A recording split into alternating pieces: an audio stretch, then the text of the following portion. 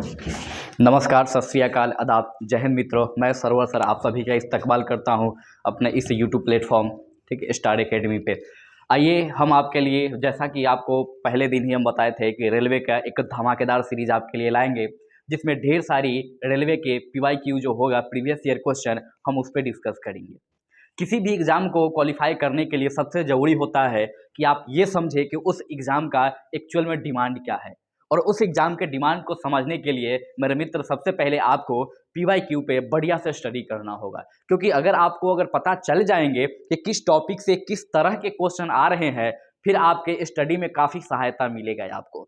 तो हम अपने इस सीरीज में कोशिश करेंगे कि आपको मैक्सिमम PYQ कराएं, जिससे आप किसी भी रेलवे के एग्ज़ाम में बैठे तो आसानी से आप क्वेश्चन कर पाए। क्योंकि आपको पता है कि रेलवे में भी ठीक ठाक सिलेबस में जीके जीएस आती है, तो उसमें हम प्रयास करेंगे कि आपको कुछ हद तक ठीक है जो भी टॉपिक है, ठीक है, मतलब MCQ प्रीवियस ईयर होगी, और जिस टॉपिक से वो प्रीवियस ईयर क्वेश्चन होगा उस टॉपिक को हम और बेहतर करने का प्रयास करेंगे। और एक क्वेश्चन के बलबूते पे आपको 8 से 10 अलग अलग क्वेश्चन जो उसी क्षेत्र से बिलोंग करेगा, उसी टॉपिक से बिलोंग करेगा, उसी क्षेत्र के बारे में हम आपसे बात करेंगे। मतलब कि हमारा ये जो सीरीज होने वाला है, इस सीरीज में हम रेलवे से संबंधित जितने भी प्रीवियस ईयर क्वेश्चन है, उन सारे प्रीवियस ईयर क्वेश्चन को टॉपिक वाइज हम यहाँ डील करेंगे, ताकि आने वाले कुछ समय में जो रेलवे का एग्जाम होने वाला है, जैसे कहा जा रहा है कि NTPC का एग्जाम जो है वो अप्रैल महीने के लास्ट या फिर मई के फर्स्ट तक आपको ये ठीक है NTPC का एग्जाम ले लिया जाएगा।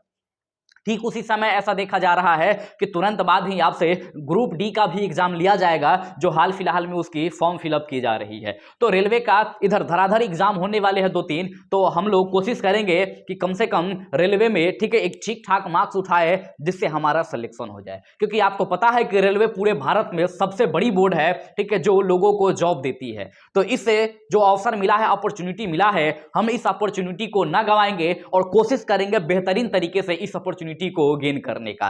भरोसा रखिएगा, जो भी चीजें हम आपको यहां बताएंगे एक भी फालतू चीज नहीं होगी, और उम्मीद रखेंगे ठीक है कि आप 100% जीके जीएस आप रेलवे के एग्जाम में करके आए। इसके लिए बस हमारे साथ बने रहिए, और ये जो है ये PYQ जो है एक एक करके ये सारे PYQ देखते जाएंगे। क्योंकि निश्चिंत रहिएगा, एक क्वेश्चन से हम आपको 10 क्वेश्चन डील करने वाले हैं। अगर हम मिनिमम 15 क्वेश्चन भी करते हैं तो एक दिन में हम आपको कम से कम 150 क्वेश्चन बताएंगे। और ये हमारा सीरीज अगर 2 से 3 महीने तक चला, जब तक हमारा एग्जाम होने वाला है रेलवे का मार्च अप्रैल, अगर 2 महीने भी हम लेते हैं तो ऑलमोस्ट 1000 क्वेश्चन के आसपास आपका PYQ हम लोग कर लेंगे। और 1000 PYQ करेंगे तो उम्मीद है कि ठीक ठाक मात्रा में आपको PYQ से देखने को मिल जाएगा, और हो सकता है हूबहू वही चीजें जो हम लोग यहां बात करें वो सीधे सीधे एग्जाम में आपको उठाकर कॉपी पेस्ट देखने को मिल जाए।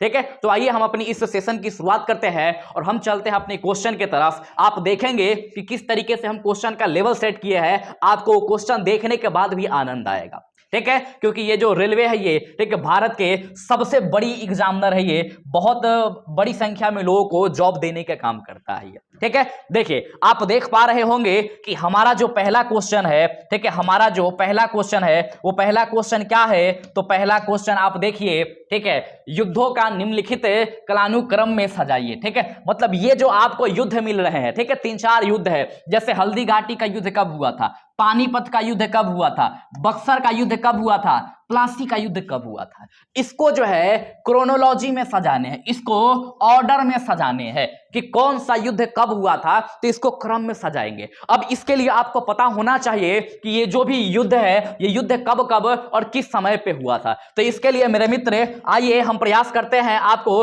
ठीक ठाक मात्रा में चीजें बताने के, और उम्मीद रखेंगे कि आप भी इसको अच्छे से गेन कीजिएगा। जैसे कि हम बात करेंगे सबसे पहले हल्दी घाटी की। ठीक है, तो देखिए आप हल्दी घाटी के बारे में याद रखिएगा कि हल्दी घाटी का जो युद्ध था, ये हल्दी घाटी का युद्ध कब हुआ था। ठीक है, तो याद रखेंगे हल्दी घाटी का युद्ध जो था, ये हल्दी घाटी का युद्ध हुआ था कब, तो ये हुआ था, ठीक है, हल्दी घाटी का युद्ध 1576 में। ठीक है, 1576 में हल्दी घाटी का युद्ध होता है। हल्दी घाटी का युद्ध किसके किसके मध्य होता है, तो याद रखेंगे ये एक तरफ से जो है ये हल्दी घाटी का युद्ध, ठीक है, ये अकबर जो है ये अकबर होता है।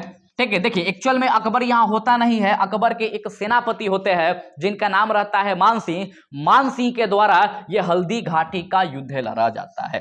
ठीक है, ये हल्दी घाटी का युद्ध है, ठीक है, मान सिंह के द्वारा, ठीक है। और एक आपको यहां पर, ठीक है, मिल जाएगा कौन, तो महाराणा प्रताप, ठीक है। तो राणा प्रताप जो है इनके साथ ये युद्ध होने को देखा जाता है, हल्दी घाटी युद्ध है, जो कब हुआ था, तो 1576 में ये युद्ध हुआ था, ठीक है। तो पहला तो हमारा मिल गया कि हल्दी घाटी का युद्ध जो था, ये हल्दी घाटी का युद्ध कब होता है, तो हल्दी घाटी का युद्ध 1576 में हो गया, पहला हमारा मिल गया। दूसरी अगर हम बात करेंगे पानीपत की, देखिए यहां पानीपत की सीधे दी हुआ है, बाकी एक्चुअल में पानीपत की 3 युद्ध होती है, ठीक है। एक युद्ध होता है 1526 में, दूसरा युद्ध होता है 1556 में, और तीसरा पानीपत का युद्ध होता है 1761 में। तो हमसे सीधे पानीपत पूछ रहा है, इसका मतलब यह है कि यह हमसे पूछना चाह रहा है कि पानीपत की प्रथम युद्ध जो था वो कब हुआ था। तो याद रखेंगे पानीपत का प्रथम युद्ध जो हुआ था, यह पानीपत का प्रथम युद्ध 1526 में हुआ था। अब क्वेश्चन आता है कि पानीपत का प्रथम युद्ध 1526 में किसके किसके मध्य हुआ था। तो याद रखेंगे पानीपत का जो प्रथम युद्ध था, यह पानीपत का प्रथम युद्ध 1526 में हुआ था, किसके किसके बीच, तो एक था बाबर और दूसरा कौन था, तो दूसरा था लोदी वंश का शासक इब्राहिम लोदी, ठीक है, इब्राहिम लोदी। तो बाबर और इब्राहिम लोदी के मध्य एक युद्ध होता है जिसको पानीपत का युद्ध कहा जाता है, पानीपत का प्रथम युद्ध कहा जाता है। तो ये कंसेप्ट आप याद रखेंगे, एक 1576 में हल्दी घाटी का युद्ध, दूसरा पानीपत का युद्ध 1526 में, अर्थात पहले पानीपत आएगा फिर हल्दी घाटी आएगा। तो खोजिए पहले पानीपत कहां है, तो फिलहाल आपको पहले पानीपत यहां दिखाई दे रहा है। अब आगे आइए, बक्सर के युद्ध की बात करेंगे। तो याद रखिएगा बक्सर के युद्ध कब हुआ था, तो बक्सर के युद्ध, ठीक है, कब हुआ था, तो 1764 में। बक्सर का युद्ध कब हुआ था, 1764 में बक्सर का युद्ध आपको देखने को मिलेगा। देखिए बक्सर का युद्ध कब, तो बक्सर का युद्ध आपको देखने को मिलेगा। बक्सर का युद्ध कब मिलेगा, तो महोदय याद रखिएगा कि बक्सर के युद्ध आपको मिलेंगे 1700, बक्सर का युद्ध मिलेगा आपको,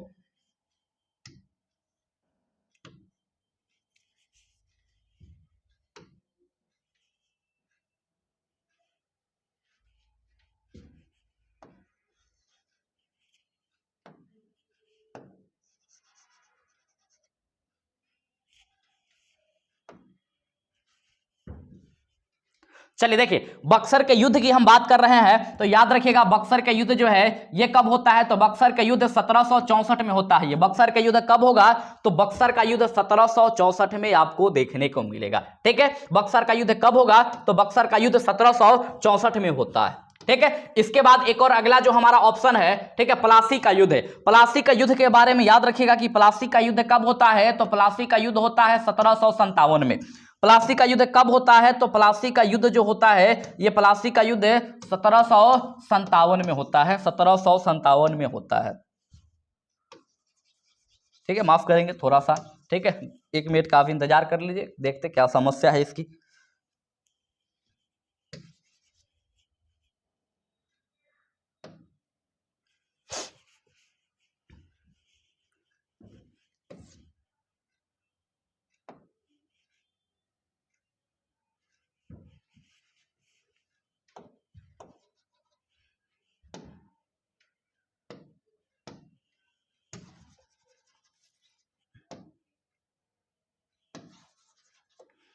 चलिए देखिए कुछ समस्या हो रही है यहाँ, ठीक है, हम लोग आगे देख लेंगे।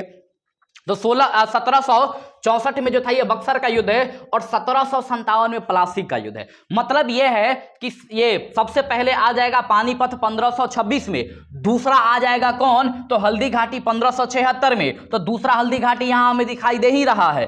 तीसरा हमारा क्या आ जाएगा, तो 1757 और 1764। तो पहले पलासी आ जाएगा। तो पहले पलासी का युद्ध होता है 1757 में, अर्थात तीसरे नंबर पे कौन आएगा, तो पलासी का युद्ध है, और चौथे नंबर पे क्या आएगा, तो बक्सर आएगा। इसका मतलब है कि इसका सही आंसर क्या होगा, तो इसका सही आंसर, ठीक है, आपको, ठीक है, ऑप्शन 2 जो है ये पानीपत, हल्दी घाटी, ठीक है, बक्सर का युद्ध और पलासी, ये आपका सही आंसर होगा। ठीक है। अब देखिए यहां पर दूसरा ऑप्शन यह भी है, यहां प्रथम पानीपत का युद्ध दिया हुआ है। अभी यहां कंफ्यूजन है कि प्रथम द्वितीय तृतीय कुछ दिया हुआ ही नहीं है। अगर हमारे पास ऑप्शन में हो, अगर प्रथम पानीपत दिया हुआ है तो हम सबसे पहले टिक इसको करेंगे, ऑप्शन नंबर 4 हमारा सही आंसर होगा, क्योंकि इसमें कंफ्यूजन में डाल दिया है कि पहला दे रहा, दूसरा दे रहा, तीसरा दे रहा। तो ऐसे होते हैं, तो थोड़ी सी बारीकी से कोशिश कीजिएगा क्वेश्चन को देखना, ताकि आप आसानी से इस चीज का आंसर निकाल पाए। तो हमारा सही आंसर जो है, ठीक है, वो ऑप्शन 4 जो है ये राइट आंसर होगा हमारा। ठीक है, तो इस प्रकार से हम एक एक क्वेश्चन को डील करेंगे। अब देख सकते हैं कि भले ही एक क्वेश्चन हम देख रहे हैं, लेकिन एक क्वेश्चन पे ढेर सारी क्वेश्चन हम यहां कर रहे हैं। ठीक है, भरोसा रखिएगा कि जैसे ही हमारा सीरीज खत्म होगा, आप ठीक है रेलवे की तैयारी करने वाले तो जय जय ही रहेंगे, साथ ही साथ अगर कोई बिहार पुलिस की तैयारी कर रहा हो, ठीक है, या फिर साथ ही साथ कोई डीएलएड का फॉर्म भरा हो उसकी तैयारी कर रहा हो, एसएससी का तैयारी कर रहा हो, आसानी से आपको ये सारे क्वेश्चन वहां देखने को मिल जाएंगे। ठीक है, तो जो भी क्वेश्चन है कायदे का क्वेश्चन है, ठीक है, आप इसे आसानी से देखते चलेंगे, भरोसा रखेंगे, आपको बहुत चीज जो है यहां ठीक है फायदे को देखने को मिलेंगे। ठीक है, चलिए अब आइए, यहां पूछा गया किसने सरकार को 1950 में सर्वोदय योजना शुरू किया था। ठीक है, तो सर्वोदय योजना की बात आए तो सर्वोदय योजना के बारे में याद रखेगा कि 1950 में सर्वोदय योजना जो है किसके द्वारा लाया गया था। ठीक है, तो ये याद रखेंगे, योजना प्रस्तुत किया गया था जयप्रकाश नारायण के द्वारा। ठीक है, किसके द्वारा, तो जयप्रकाश नारायण के द्वारा याद रखेंगे कि सर्वोदय योजना शुरू की गई थी। ठीक है, देखिए जयप्रकाश नारायण के बारे में कहा जाता है कि जब समय था, ठीक है, जब समय था 1942 का, अर्थात भारत छोड़ो आंदोलन का, अर्थात भारत छोड़ो आंदोलन का, तो इसी आंदोलन के समय बहुत ज्यादा फेमस हुए थे कौन, तो इसी आंदोलन के समय बहुत ज्यादा फेमस हुए थे जयप्रकाश नारायण। ठीक है, जयप्रकाश नारायण को पकड़ के झारखंड के हजारीबाग के ठीक है जो जेल था वहां पर इनको बंद कर दिया गया था। ठीक है, बाद में दीपावली के दिन जेल की दीवारें कूद के ये वहां से भागते हैं और भाग के सीधे चले जाते हैं नेपाल, और नेपाल में जाके जयप्रकाश नारायण एक ठीक है पार्टी बनाते हैं जिसका नाम आजाद दास्ता रखा जाता है। ठीक है, आजाद दास्ता। तो यह भी क्वेश्चन पूछ लिया जाता है कि आजाद दास्ता संगठन जो है यह संगठन किसके द्वारा बनाया गया था। तो याद रखेंगे कि आजाद दास्ता जो संगठन है यह संगठन बनाया गया था किसके द्वारा, तो यह संगठन बनाए गए थे ठीक है जयप्रकाश नारायण के द्वारा। कहां बनाया गया था, तो यह नेपाल में बनाया गया था। ठीक है, कब, तो जब ये भारत छोड़ो आंदोलन के समय ठीक है हजारीबाग से जंगल से कूद के भागे थे, ठीक है, तो नेपाल ही पहुंचे थे और वहीं पर ये चीजें हुआ था। तो इस क्वेश्चन का राइट आंसर तो हमारा ऑप्शन सी बिल्कुल सही हो जाएगा। ठीक है, अब आइए एक और चीज याद रखेंगे विनोबा भावे के बारे में। विनोबा भावे से क्वेश्चन ये पूछा जाता है ठीक है कि ये मतलब विनोबा भावे थे जो थे ये प्रथम सत्याग्रही थे, प्रथम व्यक्तिगत सत्याग्रही थे। तो क्वेश्चन आता है, क्वेश्चन क्या पूछेगा, तो क्वेश्चन पूछेगा कि प्रथम ठीक है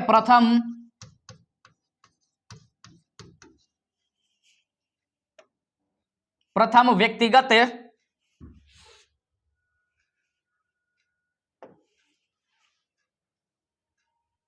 देखिए प्रथम व्यक्तिगत ठीक है सत्याग्रह, प्रथम व्यक्तिगत सत्याग्रही जो थे वो कौन थे, तो वो थे विनोबा भावे। ठीक है, प्रथम जो है ये व्यक्तिगत सत्याग्रह किसके द्वारा शुरू किया गया था, तो विनोबा भावे के द्वारा किया गया था। अगर दूसरे सत्याग्रही के बारे में पूछा जाता है तो याद रखिएगा दूसरे सत्याग्रही जो थे उनका नाम था ठीक है दूसरे का जवाहरलाल नेहरू, और तीसरे जो सत्याग्रही थे उनका नाम था ब्रह्मदत्त। ठीक है, तो प्रथम व्यक्तिगत सत्याग्रह शुरू किया था किसने, विनोबा भावे ने। ठीक है, और दूसरा जवाहरलाल नेहरू और तीसरा ब्रह्मदत्त। ठीक है, तो यहां से 3 क्वेश्चन आपके ये बन जाएंगे, इस चीज को याद रखिएगा। बाकी आप लाल बहादुर शास्त्री को जानते ही है। ठीक है, ये लाल बहादुर शास्त्री भारत के प्रधानमंत्री रहे थे। इनका एक नारा था जो बहुत ज्यादा फेमस था, ठीक है, जय जवान जय किसान, जय जवान और जय किसान। अगर पूछे कि ये नारा किसका है तो मेरे मित्र याद रखेंगे जय जवान जय किसान जो है ये नारा किसका दिया हुआ है, तो ये दिया हुआ है लाल बहादुर शास्त्री का। ठीक है, लाल बहादुर शास्त्री के बारे में याद रखिएगा कि इनकी देहांत जो है वो कहां हो गई थी, तो इनकी देहांत हो गई थी ताशकंद में। ठीक है, कहां हो गया था, तो एक जगह है ताशकंद। ठीक है, इसी ताशकंद के क्षेत्र में ठीक है जब ये गए थे विदेश दौरे पे तो वहीं ताशकंद में इनका देहांत हो गया था। ठीक है, इनकी देहांत आज भी थोड़ी बहुत मिथ्य बनी हुई है। ठीक है, मतलब सस्पिशियस में रखा गया है, क्यों हुआ कैसे हुआ बहुत ज्यादा क्लियर है नहीं है, ठीक है। तो लाल बहादुर शास्त्री के बारे में भी आप याद रखेंगे, विनोबा भावे ग्रेट पर्सनालिटी याद रखिएगा, जयप्रकाश नारायण ग्रेट पर्सनालिटी याद रखेंगे, लाल बहादुर शास्त्री ग्रेट पर्सनालिटी आप याद रखिएगा। तो इस प्रकार से आप इतने क्वेश्चन को यहां से याद रख सकते हैं। बाकी अगर पूछे कि सर्वोदय योजना जो था, यह सर्वोदय योजना किसके द्वारा लाया गया था, तो जयप्रकाश नारायण हमारा सही आंसर हो जाएगा। क्लियर है? चलिए, आशा करते हैं कि आपको सभी चीजें आसानी से क्लियर हो रहा होगा। अब आइए हम आगे बात करेंगे अपने अगले क्वेश्चन पे। अगला क्वेश्चन हमारा है कि स्वराज पार्टी की स्थापना किसने किया था। ठीक है मेरे मित्र, आपको याद रखना है कि स्वराज पार्टी जो है, इसे स्वराज पार्टी की स्थापना किसने किया था। ठीक है, स्वराज पार्टी की स्थापना किसने किया था, तो आप याद रखेंगे कौन होगा स्वराज पार्टी की स्थापना में। देखिए, अगर हम बात करेंगे स्वराज पार्टी की स्थापना के बारे में, तो याद रखिएगा स्वराज पार्टी के संस्थापक में कौन कौन आते हैं, तो दो व्यक्ति का नाम आता है। एक नाम आता है किसका, तो मोतीलाल नेहरू का। एक नाम किसका आएगा, तो एक नाम आता है मोतीलाल नेहरू का, और दूसरा नाम आता है किसका, तो दूसरा नाम याद रखिएगा, दूसरा नाम, ठीक है, दूसरा नाम चित्तरंजन दास। ठीक है, इन्हीं दोनों के प्रयासों से स्वराज पार्टी की गठन की गई। अब देखिए, थोड़ी सी स्वराज पार्टी के बारे में दो चार बातें मैं आपको बता दूं। याद रखिएगा कि स्वराज पार्टी जो है, ठीक है, स्वराज पार्टी, इसका गठन कब होता है। देखिए 1922 में एक अधिवेशन होता है कांग्रेस का, गया अधिवेशन। ठीक है, कांग्रेस का गया अधिवेशन। तो कांग्रेस का ये जो गया अधिवेशन होता है 1922 में, जिसकी अध्यक्षता चित्तरंजन दास के द्वारा की जाती है, तो इसी अधिवेशन में पहली बार ये प्रस्ताव रखा गया था कि हमें एक नई पार्टी बनानी है जिसका नाम होगा स्वराज पार्टी। मतलब ये लोग चाह रहा था कि हम जो अंग्रेज किसी भी प्रकार का कोई बिल पास करता है, तो बिल पास होने के बाद हम लोग उस चीज को, मतलब बिल पास होने के बाद हम उसका विरोध करते हैं, लेकिन अगर हम, ठीक है, अपनी पार्टी बनाए, कुछ सीट जीत के पार्लियामेंट में पहुंचे, तो जब बिल पास होगा तो उसी समय हम उस बिल को वहीं पे रोक सकते हैं, वो बाहर आएगा ही नहीं। ठीक है, तो इसको लेकर स्वराज पार्टी के, ठीक है, इसको लेकर स्वराज पार्टी की स्थापना की बात कही गई थी 1922 के, ठीक है, गया अधिवेशन में। लेकिन दिक्कत क्या है कि जितने भी कांग्रेसी थे उस समय पर, सभी के सभी कांग्रेसी पूर्ण बहुमत से इस चीज को नकार देते हैं। मतलब पूर्ण बहुमत से वो लोग इसको, मतलब कहता है कि नहीं, स्वराज पार्टी होनी ही नहीं चाहिए, कोई ऐसी पार्टी होनी ही नहीं चाहिए जो पार्लियामेंट में जाके बैठे। लोगों को लगता था कि जैसे ही पार्लियामेंट में जाएगा ये लोग ब्रिटेन का सहयोग करने लगेगा, ठीक है, कोई लालच मिलेगा, और उस लालच के कारण ये लोग भारतीयों के अगेंस्ट हो जाएगा। तो लोग नहीं चाहता था कि एक नई पार्टी बने और पार्लियामेंट में जाए। लेकिन मोतीलाल नेहरू और चित्तरंजन दास दोनों अपने जिद पे अड़ गए और बोले कि अगर पार्टी नहीं बने तो हम कांग्रेस से टूट के एक अलग पार्टी की स्थापना करेंगे। फिर बाद में कांग्रेस के मेंबरों ने तय किया कि ये कांग्रेस का दोबारा विभाजन बिल्कुल उचित नहीं है, क्योंकि इससे पहले 1907 में एक बार सूरत का विभाजन हो चुका था। तो कोशिश किया गया कि कांग्रेस का दोबारा विभाजन ना हो, और फाइनली 1923 में स्वराज पार्टी का गठन कर दिया गया। ठीक है, कब स्वराज पार्टी का गठन कर दिया गया, तो याद रखेंगे कि स्वराज पार्टी का गठन 1923 में कर दिया गया। ठीक है, 1923 में स्वराज पार्टी का गठन कर दिया गया, और चित्तरंजन दास जो है, ठीक है, चित्तरंजन दास, इनको स्वराज पार्टी का प्रथम अध्यक्ष चुना गया। ठीक है, स्वराज पार्टी का प्रथम अध्यक्ष किनको चुना गया, तो प्रथम अध्यक्ष चुना गया चित्तरंजन दास को, और मोतीलाल नेहरू जो थे, ये स्वराज पार्टी, यानी ये जो है, ये स्वराज पार्टी का क्या चुने गए, तो ये स्वराज पार्टी का महासचिव चुने गए थे। ये स्वराज पार्टी का महासचिव चुने गए थे। कौन, तो ये स्वराज पार्टी का महासचिव चुने गए थे, जिनका नाम था मोतीलाल नेहरू। तो स्वराज पार्टी से ये दो चार जो क्वेश्चन है, वो क्वेश्चन आप लोग याद रखिएगा। एग्जाम में कभी स्वराज पार्टी से क्वेश्चन आए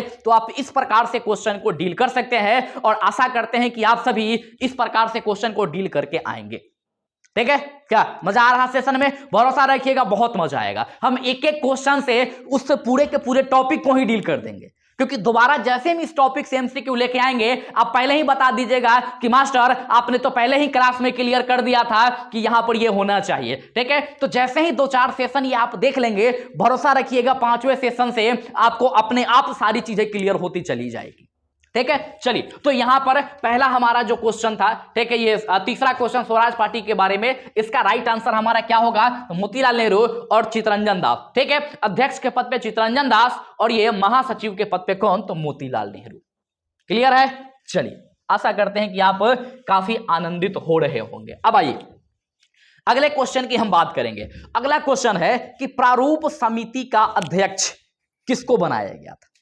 ठीक है, ड्राफ्टिंग कमेटी। ठीक है, तो ड्राफ्टिंग कमेटी की अगर हम बात करें तो याद रखिएगा कि ड्राफ्टिंग कमेटी जो है, इसे ड्राफ्टिंग कमेटी का अध्यक्ष किसको चुना गया था? तो ड्राफ्टिंग कमेटी का अध्यक्ष के रूप में जो चुने गए थे उनका नाम था डॉक्टर भीमराव अंबेडकर। ठीक है, बाबा साहब डॉक्टर भीमराव अंबेडकर, इनको प्रारूप समिति के अध्यक्ष के रूप में चुना गया था। ठीक है, अब क्वेश्चन आता है कि प्रारूप समिति जो है, ठीक है, इस प्रारूप समिति में टोटल मेंबर कितने? ठीक है, तो प्रारूप समिति में, ठीक है, 7 सदस्य को चुना गया था। ठीक है, 7 सदस्य चुने गए थे इसमें। ठीक है, और इसमें अध्यक्ष के पद पे किनको चुना गया था? तो बाबा साहब भीमराव अंबेडकर।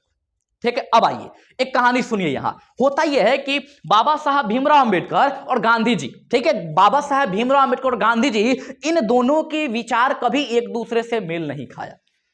ठीक है, किस मुद्दे पे? तो धर्म के मुद्दे पे। गांधी जी धर्म को सपोर्ट करते थे, गांधी जी वर्ण व्यवस्था को उचित बताते थे, और बाबा साहब जो है ये वर्ण व्यवस्था को अनुचित बताते थे, और वो किसी प्रकार के धर्म को सपोर्ट नहीं करते थे, किसी भी एंगल से वो धर्म को सपोर्ट नहीं करते थे। इसका मतलब ये नहीं है कि बाबा साहब बुरे हैं या फिर गांधी जी अच्छे हैं, या फिर गांधी जी बुरे हैं बाबा साहब अच्छे हैं। यह इनकी अपनी अपनी विचारें थी। गांधी जी का मानना था कि धर्म जो है किसी भी व्यक्ति को डिसिप्लिन में, अनुशासन में रखने के लिए बहुत जरूरी है, जबकि बाबा साहब का मानना था कि धर्म जो है वो हमें एक गुलामी की जंजीर में बांध देता है और समाज के कुछ ही वर्ग को आगे बढ़ने का मौका देता है। तो दोनों अपने अपने जगह पे सही थे, लेकिन यहां पर इन दोनों के, ठीक है, विचारों में मतभेद थी, जिस कारण से कई बार देखा गया कि ये दोनों इतिहास में एक दूसरे के आमना सामना होते हैं। जैसा कि दूसरा जो गोलमेज सम्मेलन था जिसमें गांधी जी भाग लिए थे और गए थे लंदन, उसी गोलमेज सम्मेलन में बाबा साहब भीमराव अंबेडकर भी भाग लिए थे, और इन दोनों के बीच में टक्कर हुआ था, और वहां पर गांधी जी को चुप रहना पड़ा था, खामोश रहना पड़ा था। ठीक है, देखिए, भीमराव अंबेडकर साहब का कहना था कि एक मतलब शूद्र परिवार में वर्ण व्यवस्था की, आप कह रहे हैं कि वर्ण व्यवस्था सही है, तो आप शूद्र परिवार के जीवन जी कर देखें, क्योंकि वो उस जीवन में, मतलब उस घर में जन्म लिए थे, और उनके साथ जो जो समस्या हुई थी उसको सिर्फ और सिर्फ यही फील कर सकते थे, दूसरा कोई नहीं। ठीक है, और गांधी जी जो है अच्छे खासे परिवार में जन्म लिए थे। ठीक है, तो वो इस चीज से मतलब वो परिचित नहीं थे, हालांकि रहे भी होंगे, लेकिन उनकी एक अपनी मान्यता थी कि धर्म होनी चाहिए। देखिए, एक्चुअल में धर्म क्या होता है? तो धर्म कहने का मतलब है, एक्चुअल में जो धर्म होता है वो धर्म क्या है? तो धर्म कहने का यह तात्पर्य है कि जैसे कि हम एक शिक्षक है तो हमारा धर्म है आपको पढ़ाना। ठीक है, ये हमारा, ठीक है, मतलब शिक्षक धर्म हो गया। अगर हम किसी के पुत्र हैं तो हमारा यह धर्म है कि हम अपने माता पिता का, ठीक है, मतलब उनकी इज्जत करें और उनको एक बेहतर जीवन देने का प्रयास करें। यह हमारा पुत्र धर्म है। ठीक है, अगर मान लीजिए कि हम किसी के पति होंगे, ठीक है, तो हमारा ये धर्म होगा कि हम उसको एक बेहतरीन जीवन दे, तो ये हमारा पति धर्म होगा। तो हर व्यक्ति का, ठीक है, ये अपना अपना ये अलग अलग धर्म होता है। तो उसी प्रकार की धर्म की यहां बात की जा रही थी। ठीक है, लेकिन इन दोनों के, ठीक है, विचारों में मतभेद थी, जिस कारण से इतिहास में कई बार ये लोग टकराए। लेकिन देखिए, जब जब प्रारूप समिति जब बन रहा था, तो प्रारूप समिति बना तो उसमें भीमराव अंबेडकर साहब का नाम ही नहीं रखा गया। देखिए, प्रारूप समिति है क्या कि संविधान का मतलब ड्राफ्ट क्या होना चाहिए, ठीक है, संविधान का प्रारूप क्या होना चाहिए, वो यहां पर तय किया जा रहा था, और उसमें भीमराव अंबेडकर का नाम ही नहीं था। जब सरदार पटेल और नेहरू जी इस प्रस्ताव को लेकर पहुंचते हैं किसके पास? जब इसको लेकर गांधी जी के पास पहुंचते हैं, तो गांधी जी जब देखते हैं कि उसमें भीमराव अंबेडकर का नाम नहीं है, तो गांधी जी सरदार पटेल और नेहरू से पूछते हैं कि महोदय, आप दोनों ने यहां पर सरदार पटेल का नाम क्यों नहीं डाला? तो नेहरू जी का कहना था, सरदार पटेल का कहना था कि गांधी जी, हमने इसमें, ठीक है, और भी लोगों को डाले। देखिए, गांधी जी कहते थे कि जो प्रारूप समिति बन रहा है इसमें, ठीक है, मतलब कि मुस्लिम भी होने चाहिए, ठीक है, इसमें हिंदू धर्म के भी लोग होने चाहिए, इसमें जो मतलब दलित वर्ग के, हरिजन समाज के लोग हैं उनकी भी एक प्रतिनिधि होनी चाहिए। मतलब गांधी जी चाह रहे थे कि समाज के सभी वर्ग का कंट्रीब्यूशन रहे इसमें। ठीक है, तो वहां पर के.एम. मुंशी जी को भी डाला गया था। ठीक है, लेकिन जब यहां पर गांधी जी कहते हैं कि भीमराव अंबेडकर क्यों नहीं, ठीक है, तब यहां पर सवाल आता है कि भीमराव अंबेडकर को क्यों डाला जाए। तो गांधी जी सरदार पटेल और नेहरू जी को समझाते हैं कि जहां तक हमें पता है पूरे भारत में, ठीक है, भीमराव अंबेडकर से ज्यादा संविधान जानने वाला कोई व्यक्ति नहीं है, इसलिए हमारी इच्छा है कि इसे प्रारूप समिति के अध्यक्ष के रूप में शामिल किया जाना चाहिए भीमराव अंबेडकर को। और गांधी जी के अनुशंसा पर बाबा साहेब भीमराव अंबेडकर को प्रारूप समिति के अध्यक्ष के रूप में चुन लिया गया था, ठीक है, और वहां से ये संविधान की प्रारूप बनाना शुरू कर दिए। ठीक है, क्लियर है। तो अगर क्वेश्चन आए कि ये प्रारूप समिति के सदस्य जो थे, मतलब अध्यक्ष जो थे, वो कौन थे, तो इनकी अध्यक्षता याद रखिएगा बाबा साहब भीमराव अंबेडकर के द्वारा किया गया था। ठीक है, सच्चिदानंद सिन्हा के बारे में पूछा जाए तो याद रखेंगे ये संविधान सभा के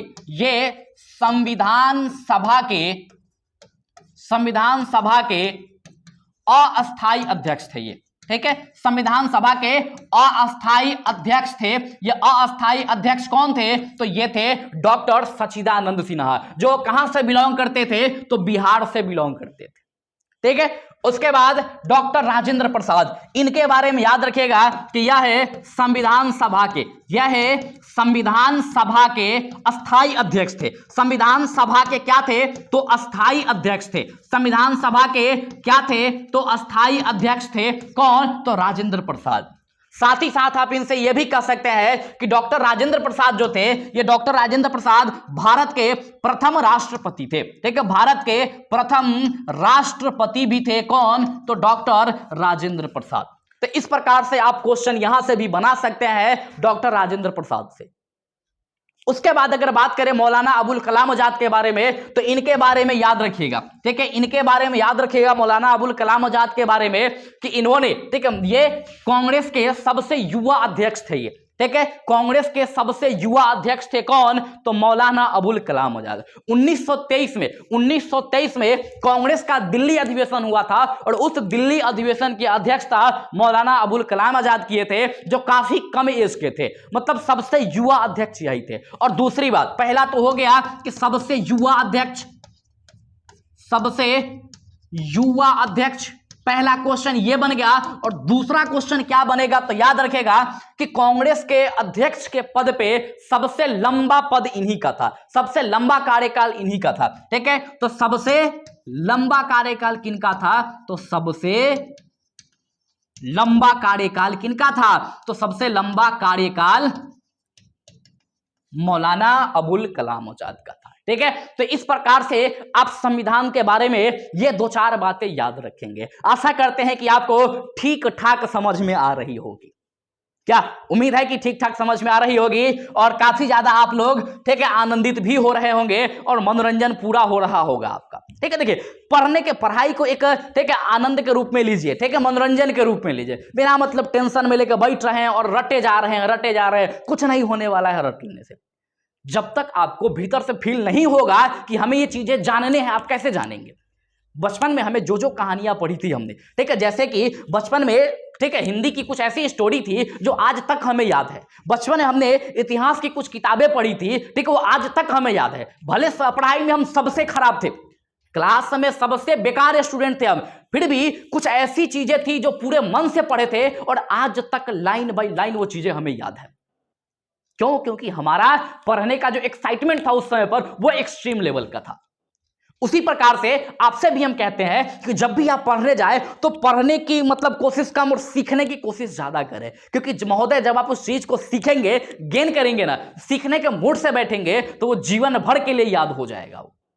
और कभी भविष्य में आपको मौका मिले एक शिक्षक बनने का, तो जिस भी स्कूल में आप जाए, अब फील होना चाहिए कि हाँ, ये एक शिक्षक आया है हमारे स्कूल में।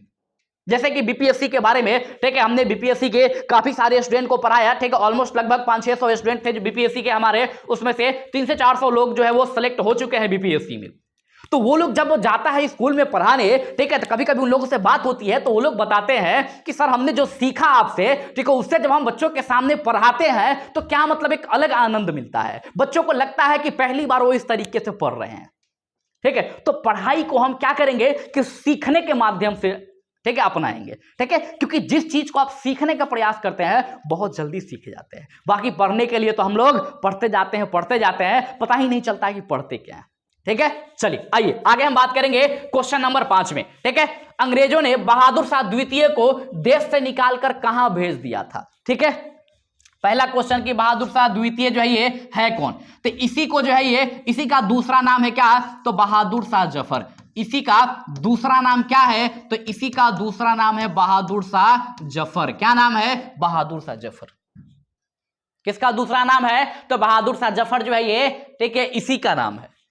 ठीक है, बहादुर शाह द्वितीय मुगलों का अंतिम शासक है ये। बहादुर शाह जफर की हम बात करें तो ये व्यक्ति जो था ये क्या था? तो मुगलों का अंतिम शासक।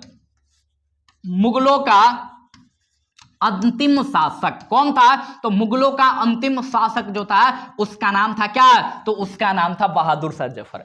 होता यह है कि बहादुर शाह जो जफर था, ठीक है, 1837 से लेकर 1857 तक इसका कार्यकाल रहा था और इसी के कार्यकाल में एक युद्ध हुआ था जिसको 1857 की क्रांति कहते हैं। तो 1857 की क्रांति इसी मुगल बादशाह के कार्यकाल में हुआ था। अब अगर आपको 1857 की क्रांति के बारे में नहीं पता हो तो आप जाइए और जाके हमारे YouTube चैनल पे वहां पर देखिए। आज ही सुबह हमने, ठीक है, मतलब आज ही, ठीक है, हमने एक वीडियो अपलोड किया है, ठीक है, 1857 की क्रांति के बारे में। वो पार्ट 1 है, आगे भी आता रहेगा। तो उधर जो है वो एक वीडियो आपको शाम में 7 बजे मिलेगी और दूसरा वीडियो आपको सुबह 7 बजे मिलेगा। शाम के 7 बजे जो मिलेगा वो कंटेंट होगा और सुबह के 7 बजे जो मिलेगा वो एमसीक्यू और प्रीवियस ईयर होगा। तो अगर आपको 1857 की क्रांति बढ़िया से पढ़नी हो तो आप हमारे YouTube चैनल पे जाइए और वहां जाके आप वीडियो आपको आसानी से मिल जाएगा। देखिएगा वहां 1857 की क्रांति लिखी होगी,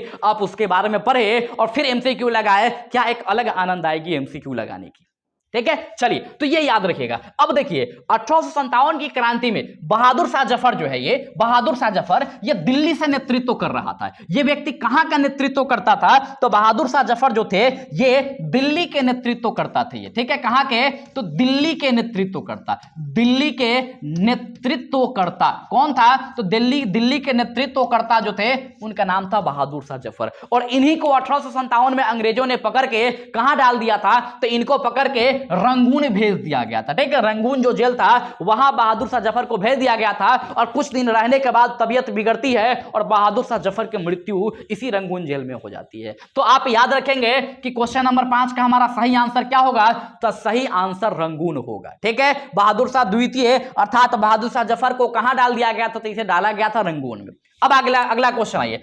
ठीक है, नॉर्मन बोरलॉग किस देश से थे? ठीक है, सबसे पहली बात कि ये नॉर्मन बोरलॉग थे कौन? ठीक है, तो अगर कभी आपने हरित क्रांति पढ़ा होगा, अगर कभी आपने हरित क्रांति पढ़ा होगा तो मेरे मित्र, मेरे भाई, आपको याद होगा कि हरित क्रांति के, ठीक है, जनक के रूप में जाना जाता है नॉर्मन बोरलॉग को। ठीक है, विश्व में हरित क्रांति के जनक किसको माना जाता है? तो नॉर्मन बोरलॉग को। अब भारत में हरित क्रांति के जनक किसको माना जाता है? तो भारत में हरित क्रांति के जनक माना जाता है एमएस स्वामीनाथन को। ठीक है, तो याद रखेंगे, आपको याद क्या रखना है? तो याद रखिएगा, ठीक है, हरित क्रांति के जनक विश्व में कौन? तो विश्व में थे नॉर्मन बोरलॉग। अगर पूछे कि हरित क्रांति के जनक भारत में कौन थे? तो भारत में उनका नाम था एमएस स्वामीनाथन। और ये जो है ये इसलिए इंपॉर्टेंट है क्योंकि इस बार 2024 में भारत रत्न से सम्मानित किया गया है इनको। ठीक है, 2024 में इन्हें भारत रत्न से सम्मानित किया गया है। ठीक है, भारत रत्न से सम्मानित किया गया है। किसे? तो भारत रत्न से सम्मानित किया गया है स्वामीनाथन जी को। फिर जाहिर सी बात है भारत का, ठीक है, मतलब सर्वोच्च सम्मान जो है वो, सर्वोच्च पुरस्कार जो है वो भारत रत्न है। अगर ये पुरस्कार किसी को मिल रही है तो फिर आपको याद तो करने होंगे। ठीक है, तो स्वामीनाथन जो है एक तो हरित क्रांति से संबंधित है और दूसरी इस बार जो भारत रत्न मिला है ये। तो दो तरीके से क्वेश्चन पूछे जा सकते हैं। करंट अफेयर्स में भी क्वेश्चन आ सकते हैं और यही क्वेश्चन जो है आपको इकोनॉमिक्स से भी पूछे जा सकते हैं, ज्योग्राफी से भी पूछे जा सकते हैं। ठीक है, तो इस टाइप के क्वेश्चन जो है वो आप याद रखिएगा। अब क्वेश्चन है कि नॉर्मन बोरलॉग किस देश से बिलोंग करते थे? तो याद रखिएगा ये मैक्सिको से बिलोंग करते थे। ये नॉर्मन बोरलॉग कहां से बिलोंग करते थे? तो नॉर्मन बोरलॉग जो है वो मैक्सिको से बिलोंग करते थे। ठीक है, अभी हाल फिलहाल में डोनाल्ड ट्रंप जो अमेरिका के राष्ट्रपति बने हैं वो मैक्सिको का नाम हम चेंज करने के फिराक में लगा हुआ है और इसे अमेरिका की खाड़ी के नाम देने वाला है। ठीक है, मतलब ये चाह रहा है कि मैक्सिको को अमेरिका का हिस्सा बना दिया जाए। ठीक है, फिलहाल आप याद रखिए कि नॉर्मन बोरलॉग जो थे ये कहां से बिलोंग करते थे, तो ये बिलोंग करते थे कहां से, तो ये मैक्सिको से बिलोंग करते थे। ठीक है, क्लियर है। चलिए, आशा करते हैं कि आप आनंदित हो रहे होंगे। ठीक है, अब आइए आगे हम बात करेंगे किसके बारे में, तो 7वां क्वेश्चन, निम्नलिखित पंचवर्षीय योजनाओं में कौन सी योजना, ठीक है, अनावृष्टि और 2 युद्धों के कारण प्रभावित रहा था। मतलब कि कौन सी पंचवर्षीय योजना थी जो 2 युद्ध के कारण प्रभावित रहा था। और याद कीजिए कि हमारे भारत में जो युद्ध होता है, ठीक है, युद्ध कब कब होता है, तो एक युद्ध 1962 में, एक युद्ध 1962 में, एक युद्ध 1965 में। ठीक है, 62 में जो युद्ध हुआ वो चीन के साथ युद्ध होता है, और 65 में जो युद्ध होता है यह पाकिस्तान के साथ युद्ध होता है। ठीक है, तो 2 युद्ध है यहां पर होते हैं। ठीक है, तो ये दोनों के दोनों युद्ध एक ही पंचवर्षीय योजना के कार्यकाल में आता है। अब कैसे पता करेंगे, तो आपको कार्यकाल पता होना चाहिए। अगर पता हो तो आसानी से क्वेश्चन बन जाएगा। जैसे प्रथम पंचवर्षीय योजना का कार्यकाल क्या था, तो 1951 से लेके 56 तक प्रथम पंचवर्षीय योजना का कार्यकाल था। अगर पूछे दूसरे पंचवर्षीय योजना का काल क्या था, तो दूसरे पंचवर्षीय योजना का जो काल था, याद रखिएगा 1956 से लेके 61 तक ये दूसरे पंचवर्षीय योजना का कार्यकाल था। अगर वही पूछे कि तीसरे पंचवर्षीय योजना का कार्यकाल क्या था, तो याद रखेंगे 1961 से लेकर, ठीक है, 1966 तक जो था ये तीसरे पंचवर्षीय योजना का कार्यकाल था। और आप देख लीजिए कि 1962 और 1965 दोनों के दोनों कहां आएगा, तो ये दोनों के दोनों आपको मिलेंगे तीसरे पंचवर्षीय योजना में। तो महोदय याद रखेंगे कि हमारा सही आंसर क्या होगा, तो सही आंसर होगा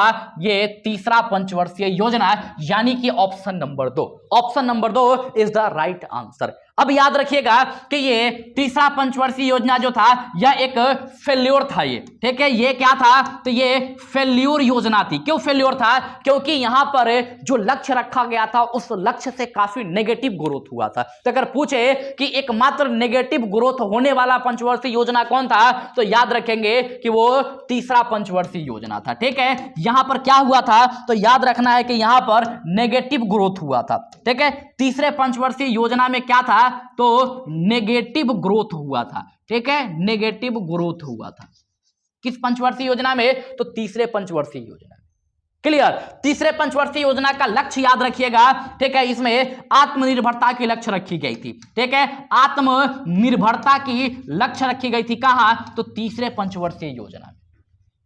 ठीक है, तो तीसरा पंचवर्षीय योजना जो था हमारा, वो याद रखेंगे कि आत्मनिर्भरता का लक्ष्य रखा गया था, और इसी के समय 2 युद्ध हुए थे और भारत की स्थिति खराब हो गई थी। एक और चीज याद रखिएगा कि तीसरे पंचवर्षीय योजना के समय में ही 1966 के समय में, ठीक है, भयंकर अकाल पड़ा था। भयंकर अकाल पड़ा था, और इस अकाल पड़ने के कारण भारत की स्थिति बहुत बिगड़ गई थी। मतलब खाद्य संकट हमारे भारत में उत्पन्न हो चुका था, और तब जाके पंचवर्षीय योजना को कुछ समय के लिए रोक दिया गया, और एक एक करके 3 एक वर्षीय योजना चलाया गया, और उसका लक्ष्य रखा गया कि भारत में खाद्य संकट को भारत से दूर किया जाए, और भारत को खाद्य में, कम से कम खाद्यान्न फसलों में आत्मनिर्भर बनाया जाए। ठीक है, तो यही जो है ये 1966 से लेकर 69 का जो टाइम था, इसको योजना अवकाश का समय कहते हैं। और इस समय पर एक एक वर्ष की 3 योजना चलाई गई थी, 66 से 67, 67 से 68, 68 से 69। ठीक है, क्लियर है। तो आप पंचवर्षीय योजना से संबंधित ये चंद बातें याद रखिए। क्लियर है। चलिए, आशा करते हैं कि आप समझ पा रहे होंगे भली भांति। अगला क्वेश्चन जो है हमारा, अगला क्वेश्चन क्या है, तो अगला क्वेश्चन है कि अशोक के समय में कौन सी बौद्ध संगीति हुई थी। ठीक है, अब आपको सारी की सारी बौद्ध संगीति भी याद रखनी है। कैसे याद रखिएगा, तो याद रखिएगा बौद्ध संगीति के बारे में। ठीक है, आइए आपको बताते हैं हम बौद्ध संगीति के बारे में। देखिए, सबसे पहले बौद्ध संगीति के बारे में, ये बौद्ध संगीति हुआ कब और क्यों हुआ। देखिए, जब 483 में, जब 483 बीसी में, ठीक है, मृत्यु हो जाता है किसका, तो 483 बीसी में मृत्यु को प्राप्त हो जाते हैं, महानिर्वाण को प्राप्त हो जाते हैं गौतम बुद्ध। ठीक है। तो गौतम बुद्ध जो है ये निर्वाण को, महानिर्वाण को प्राप्ति हो जाते हैं। ठीक है। तो तथागत जो बुद्ध थे वो यहां पर निर्वाण की प्राप्ति हो जाती है उनको 483 बीसी में। तब दिक्कत था कि इसके बाद किस प्रकार से बौद्ध धर्म को आगे संचालित किया जाए। तो इसके लिए जो भी बौद्ध धर्म के उस समय पर ठीक है लोग थे, जो भी बौद्ध धर्म के पंडित थे, उन लोगों ने प्लान बनाया कि हम लोग समय समय पर बैठक करेंगे और ये तय करेंगे कि भविष्य में बौद्ध धर्म को कैसे चलाया जाना चाहिए। ठीक है। तो इस प्रकार से टोटल 4 बैठकें होती है। ठीक है, टोटल 4 बैठकें होती है। तो चारों बैठक आइए हम यहां देख लेते हैं। भविष्य में जब भी एमसीक्यू में क्वेश्चन हम लेके यहां आएंगे तो आपको ये बौद्ध संगीति दोबारा पढ़ने की आवश्यकता ही नहीं पड़ेगी। ठीक है। तो भरोसा रखेंगे, आपको सारी चीजें अभी क्लियर करके देंगे। ठीक है।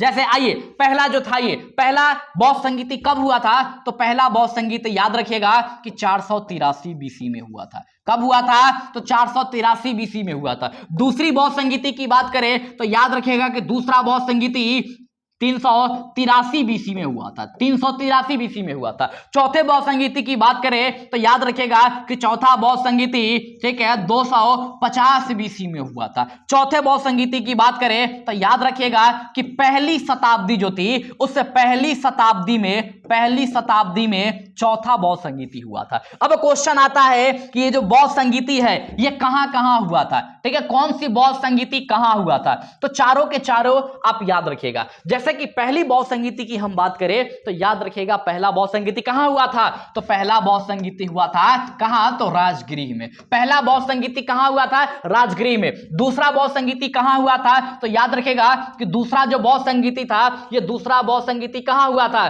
तो दूसरा बौद्ध संगीति हुआ था कहां? तो पाटलिपुत्र नहीं, पाटलिपुत्र में। ठीक है, पाटलिपुत्र नहीं, वैशाली में।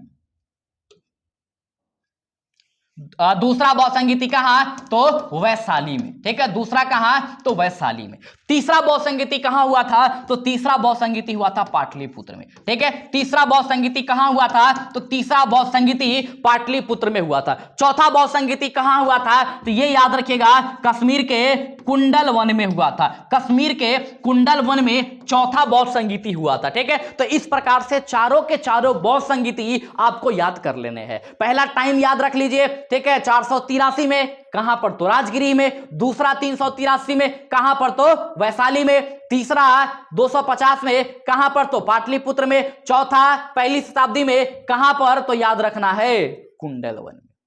ठीक है, अब क्वेश्चन आएगा कि किस बौद्ध संगीति को किस राजा का संरक्षण मिला?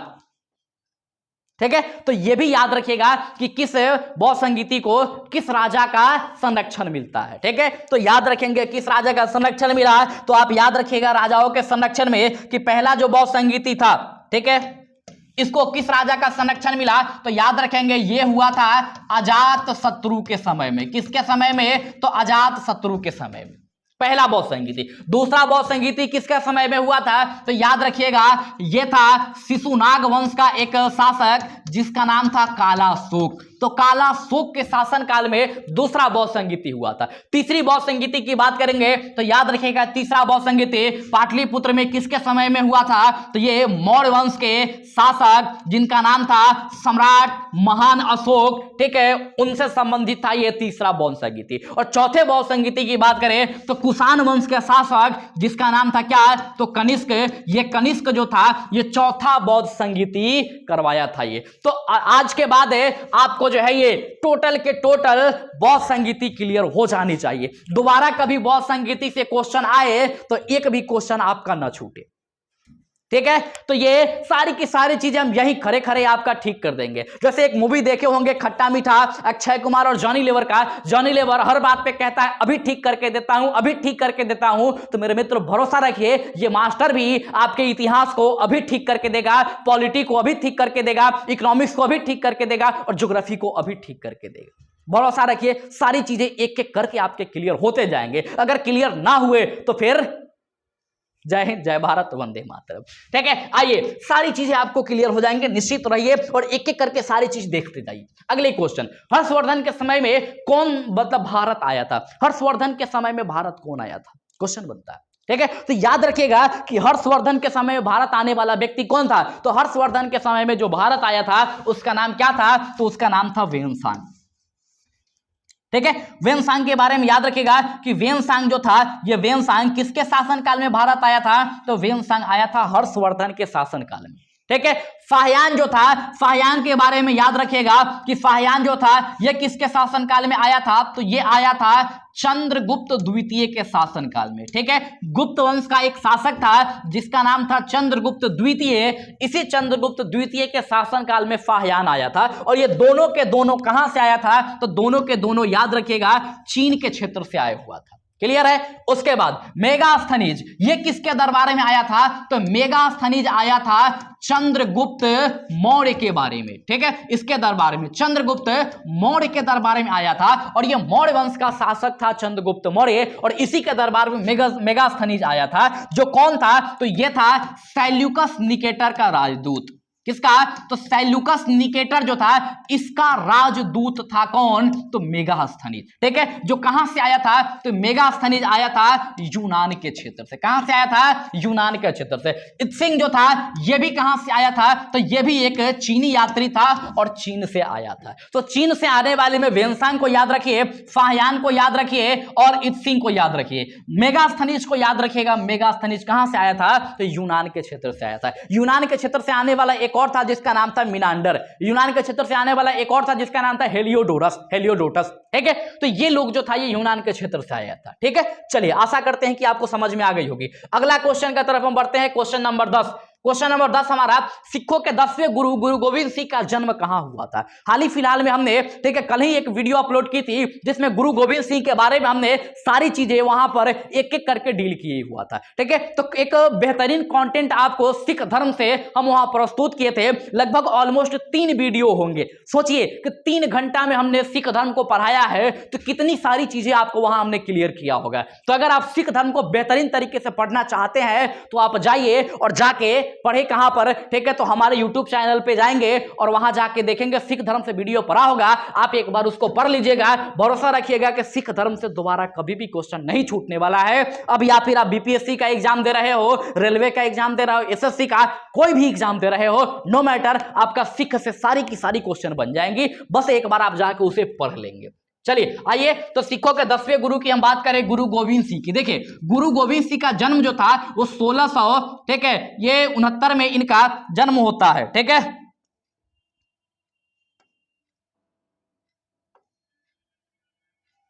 देखिए, गुरु गोविंद सिंह का जो जन्म था, इनका जन्म, ठीक है, इनका जन्म, इनके पिता जो थे उनका नाम था तेग बहादुर। ठीक है। देखिए, इनके पिताजी जो थे जिनका नाम था क्या? तेग बहादुर। तेग बहादुर। ठीक है। तेग बहादुर 9वें गुरु थे सिख धर्म के। और ये 9वें गुरु का जो है ये देहांत हो गया था। कब? तो इनका देहांत हो गया था 1675 में। ठीक है। 1675 के आसपास इनका देहांत हो गया था। किनका? ठीक है, तो तेग बहादुर का। ठीक है। किनका? तेग बहादुर का। और इसके बाद में, ठीक है, ये जो 1669 में जन्म हुआ था किसका? गुरु गोविंद सिंह का। इनके देहांत के बाद अगला जो है ये, ठीक है, अगला शासक कौन बनते हैं? ठीक है, तो वो गुरु गोविंद सिंह, सिखों के अगले गुरु। एक कंसेप्ट यहां से थोड़ा सा बिगड़ रही है, इसको ठीक कर लीजिएगा। ठीक है। ये जो थे ये तेग बहादुर, ठीक है, ये 1692 में अपनी चीजें सौंप देते हैं। किनको? तो ये सौंप देते हैं गुरु गोविंद सिंह को 1692 में। 69 में इनका जन्म होता है। ठीक है। और 92 के आसपास, ठीक है, ये सारी व्यवस्था इनको दे देते हैं। ठीक है। चलिए, इसके बाद आइए आगे हम बात करेंगे, ठीक है, सिखों के, ठीक है, गुरुओं के बारे में। अमृतसर शहर के बारे में एक कंसेप्ट आप याद रखिएगा कि अमृतसर शहर जो है, इस अमृतसर शहर के बारे में, इसकी स्थापना किसके द्वारा की गई थी? ठीक है। तो अमृतसर शहर की स्थापना जो है ये किसके द्वारा किया गया था? तो याद रखेंगे कि अमृतसर शहर जो था इसकी स्थापना किया गया था किसके द्वारा? तो ये किया गया था, ठीक है, ये किया गया था किसके द्वारा? तो गुरु रामदास के द्वारा। गुरु रामदास के द्वारा। और गुरु रामदास सिखों के चौथे गुरु थे।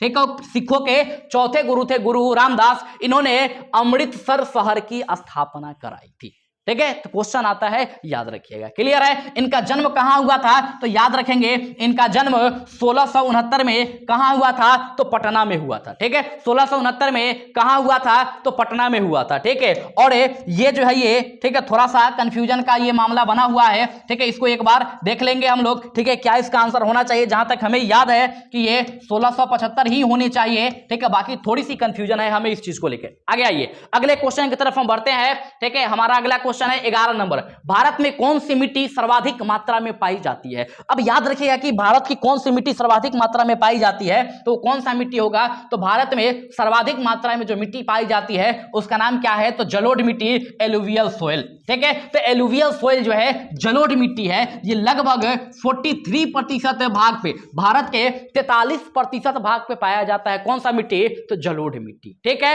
और सबसे ज्यादा यही पाया जाता है। दूसरा पूछा जाए तो काली मिट्टी सेकंड स्थान रखती है, और उसके बाद ठीक है थर्ड स्थान किसका, तो लैटराइट मिट्टी, और सबसे खराब मृदा, ठीक है, सबसे खराब मृदा जो है मिट्टी जो है वो कौन होगा, तो लेटराइट मिट्टी। ठीक है, तो ये मतलब कह लीजिए कि बहुत खराब उपज है इसकी, इसमें फर्टिलाइजर डाल के, खाद्य वगैरह डाल के इस मिट्टी को उपजाऊ बनाया जाता है। क्लियर। आइए क्वेश्चन नंबर 12, अरावली और विंध्य क्षेत्र के बीच में कौन सा पठार स्थित है। देखिए अरावली और विंध्य क्षेत्र की हम बात करेंगे, ठीक है, अरावली और विंध्य क्षेत्र की हम बात करेंगे, तो याद रखेगा अरावली और विंध्य क्षेत्र के बारे में, ये हो गया अरावली, ये हो गया विंध्य क्षेत्र।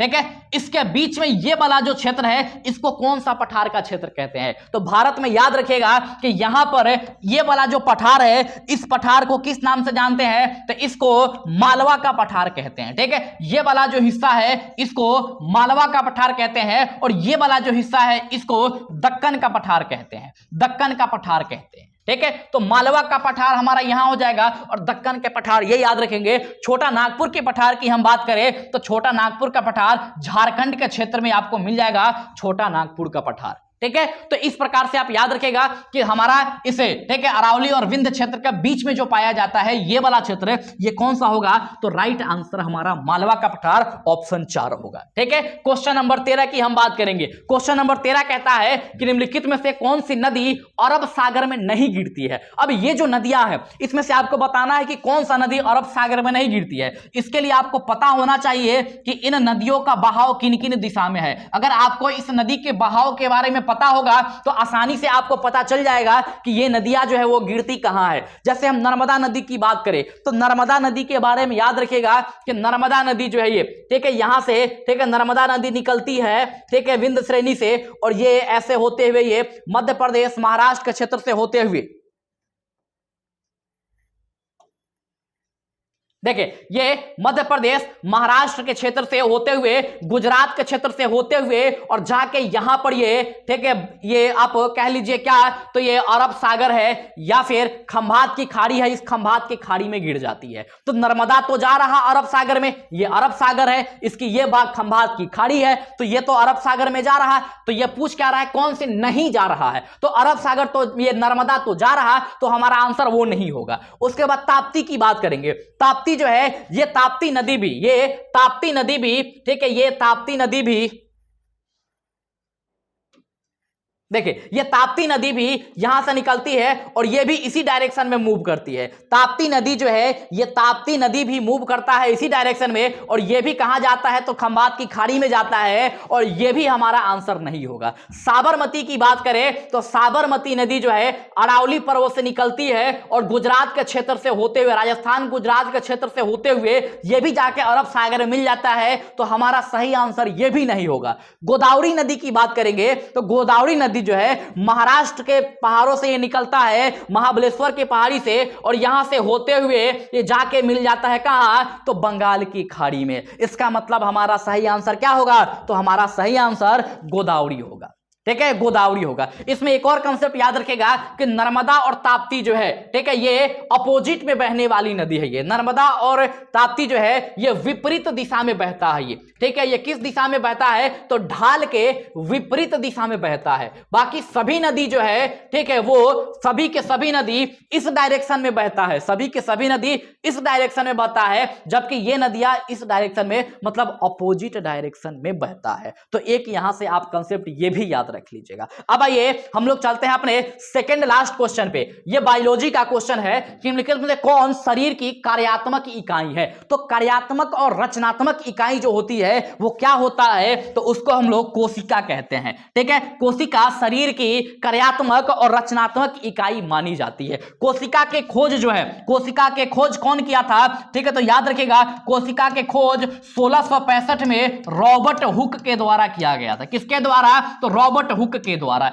लेकिन अगर पूछे कि कोशिका के में जीवित कोशिका का खोज किसने किया था, तो याद रखेंगे 1674 में, ठीक है, लिवेनहॉक नाम के एक व्यक्ति थे जिन्होंने जीवित कोशिका की खोज किया था। ठीक है, प्लीहा की बात करें, स्प्लीन के तिल्ली की बात करें, तो याद रखिएगा स्प्लीन या तिल्ली या फिर प्लीहा, ठीक है, इसको आरबीसी का कब्रगाह कहा जाता है। आरबीसी का कब्र कहा जाता है किसको, तो प्लीहा को कहा जाता है। क्यों? क्योंकि आरबीसी यहीं जाके नष्ट हो जाता है। आरबीसी बनता है बोन मैरो में, अस्थि मज्जा में, लेकिन नष्ट कहां होता है, तो ये नष्ट होता है जाके प्लीहा में। तो इसको याद रखेंगे। एक याद रखेगा माइटोकॉन्ड्रिया के बारे में, माइटोकॉन्ड्रिया को कोशिका का ऊर्जा गृह कहा जाता है। ठीक है, कोशिका का ऊर्जा गृह कहा जाता है, कोशिका का पावर हाउस कहा जाता है। किसको? तो कोशिका का पावर हाउस, ऊर्जा गृह कहा जाता है माइटोकॉन्ड्रिया को। और यही माइटोकॉन्ड्रिया में आपको एटीपी देखने को मिलेगा। ठीक है, क्या मिलेगा?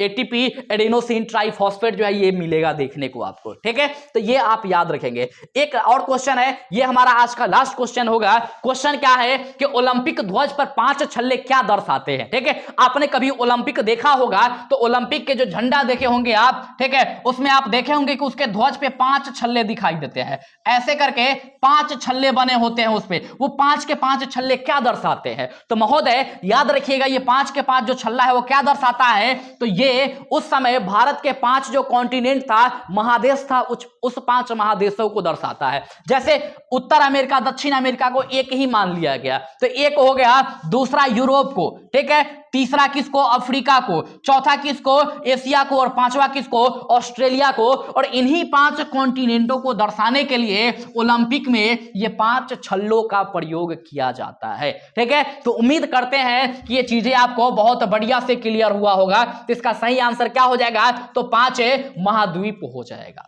ठीक है, तो इस प्रकार से हमारा आज का सेशन समाप्त होता है। और हम लोग रेलवे का ये जो ग्रुप डी कह लीजिए, ये आप ग्रुप डी कह लीजिए या फिर आप एनटीपीसी कह लीजिए, ठीक है, इसकी जो एमसीक्यूज थी, ठीक है, इसके बारे में आज हम लोग बात किए। और एक ही मतलब वीडियो में ढेर सारी क्वेश्चनों पे हम लोग चर्चा कर लिए। आशा करते हैं कि सारी की सारी क्वेश्चन आपको ठीक ठाक मात्रा में क्लियर हुई होगी। ठीक है, बाकी अगर आपको किसी प्रकार का कोई कंफ्यूजन है तो आप बिल्कुल कमेंट करके बता सकते हैं। ठीक है, हम उस पर सुधार करने का प्रयास करेंगे। ठीक है, तो इस प्रकार से हम आज की अपनी सेशन को यहीं समाप्त करते हैं। हम मिलेंगे अपने अगले सेशन में। फिलहाल के लिए जय हिंद, जय भारत, वंदे मातरम।